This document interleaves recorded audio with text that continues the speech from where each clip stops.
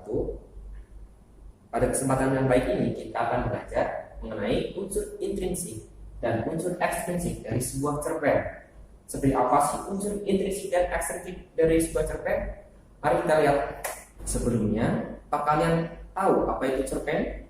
Ya, cerpen adalah sebuah karya sastra yang bersifat fiktif atau tidak nyata, yang menceritakan sebuah cerita secara singkat dan kurang dari 10.000 kata. Akan tetapi pada kesempatan kali ini kita akan lebih berfokus pada unsur-unsur yang terdapat dalam sebuah cerpen. Apa saja sih unsur yang terdapat dalam sebuah cerpen? Ya, betul sekali. Yang pertama adalah unsur intrinsik, dan yang kedua unsur ekstrinsik. Kita akan belajar unsur yang pertama, yaitu unsur intrinsik dalam sebuah cerita.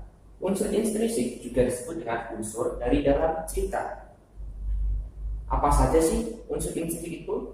Yang pertama adalah tema. Tema juga disebut sebagai pokok pikiran dalam sebuah cerita. Yang perlu kita ingat, tema berbeda dengan judul.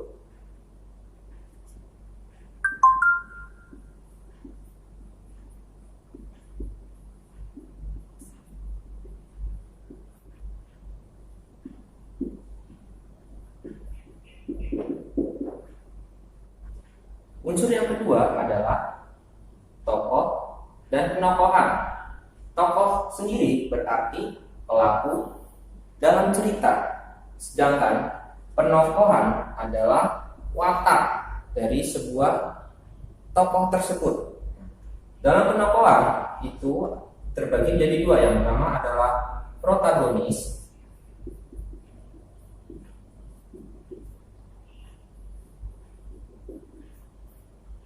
Protagonis juga sebagai tokoh baik. Yang kedua ada antagonis.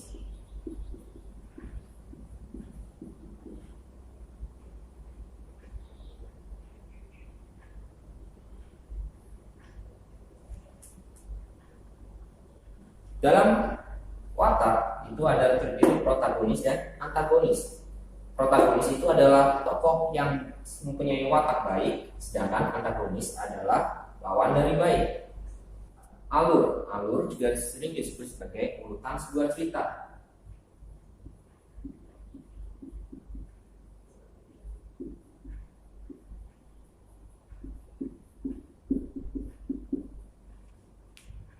Alur ini terdiri dari 3 fasa. Yang pertama adalah alur maju. Yang kedua adalah alur mundur. Yang ketiga adalah alur campuran.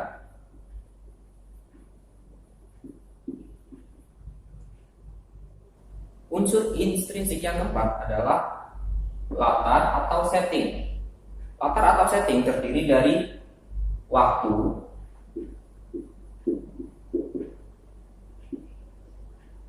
tempat, dan suasana. Unsur intrinsik yang kelima adalah amanat. Amanat ini adalah pesan positif.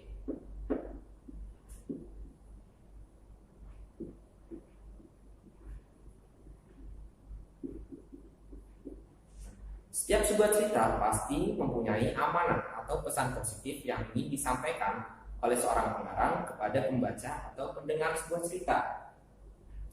Unsur intrinsik yang terakhir adalah sudut pandang. Sudut pandang berarti cara pengarang menempatkan dirinya di dalam sebuah cerita. Di dalam sudut pandang, biasanya pengarang menempatkan dirinya sebagai orang pertama, orang kedua, ataupun orang ketiga.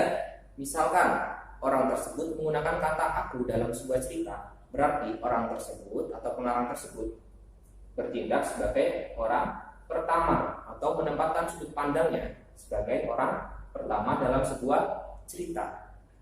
Setelah kita tadi belajar unsur intrinsik dalam sebuah cerpen, selanjutnya kita akan belajar unsur ekstrinsik dalam sebuah cerpen. Apa sih yang dimaksud dengan unsur ekstrinsik dalam sebuah cerpen? Unsur ekstrinsik dalam sebuah cerpen disebut sebagai unsur dari luar cerita. Unsur ekstrinsik sebuah cerpen terdiri dari 3 bagian. Yang pertama adalah biografi pengarang. Biografi pengarang bisa terdiri dari kapan penulis lahir,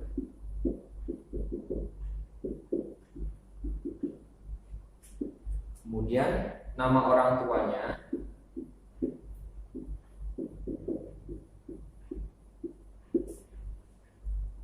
pendidikannya,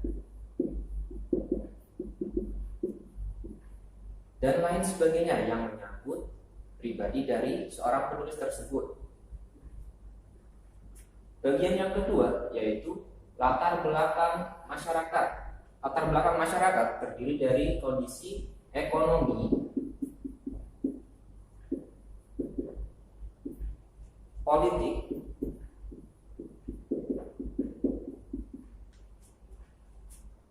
sosial,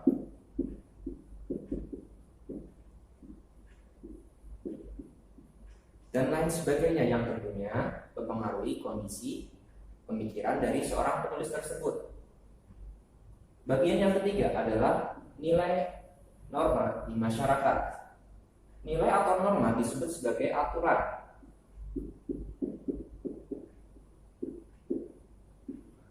Aturan ini seringkali mempengaruhi pengarang dalam menulis sebuah cerita. Oke? Cukup sekian pembelajaran kali ini mengenai unsur intrinsik dan ekstrinsik dari sebuah cerpen. Semoga bisa bermanfaat bagi kita semua. Kurang lebihnya mohon maaf. Terima kasih. Wassalamualaikum warahmatullahi wabarakatuh. See you.